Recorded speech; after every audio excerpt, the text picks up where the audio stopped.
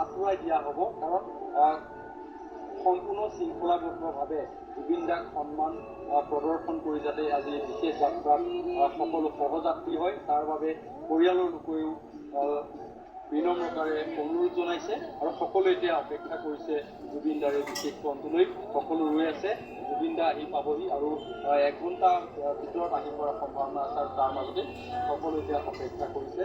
এয়া এই মুহূৰ্তৰ আটাইতকৈ এটা অসহনীয় সহ্য কৰিব নোৱাৰা এটা সময়, কিন্তু বাস্তৱ মানি ল'ব লাগিব। তাৰ বাবে সকলোৱে অপেক্ষা কৰিছে।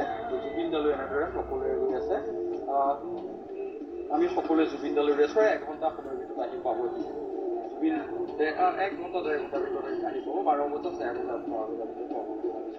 আজি জুবিন দাৰ যি যাত্ৰা হ'ব এয়া ৰজাৰ দৰে যাত্ৰা হ'ব। আমি সহযাত্ৰী হ'ম। আমি এইটোৱে বিচাৰোঁ তেওঁ আৰু এতিয়া মৃত্যু এই কথাটো চবৰে হেৰিত লাগি গৈছে আৰু এতিয়া আহক আমি কি কৰিব লাগে শ্ৰদ্ধাঞ্জলি জনোৱাৰ পিছত আৰু বিদায় দিব লাগিবতো।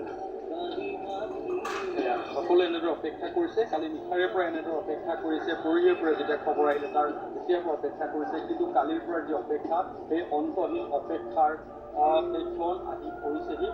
বাহিৰৰ যি পৰিৱেশ, কেৱল মাত্ৰ গান শুনিবলৈ পোৱা যায় ধুমুহাৰ সতে। এই গানেই মাত্ৰ কালি নিশাৰ পৰা আমাৰ কাণত বাজি আছে। অনবৰতে জুবিন দাৰ এই গীত ইয়াত শুনিবলৈ পোৱা গৈছে। বাহিৰত যি পৰিৱেশ শংকৰে আমি কিছু আঁতৰৰ পৰা দেখুৱাম, কাৰণ যথেষ্ট এটা সকলোৰে মনত যি ৰেখাপাত কৰিছে সেয়া ভাষাৰে বুজাব নোৱাৰা এক পৰিৱেশ। আৰু ইয়াত সকলো বয়সৰ লোক ইয়াত আছে। জ্যেষ্ঠজনৰ পৰা কনিষ্ঠজনৰ পৰা বিভিন্ন বয়সৰ লোক ইয়াত আছে। সকলোৱে বিভিন্ন স্থানৰ পৰা আহিছে। অসমৰ বিভিন্ন জিলাৰ পৰা আহিছে। উত্তৰ পূৰ্বাঞ্চলৰ বিভিন্ন জিলাৰ পৰা আহিছে। ভাৰতৰ বিভিন্ন প্ৰান্তৰ পৰা আহিছে। লণ্ডনৰ পৰা আজি পুৱতি নিশা আহি পাইছেহি। এনে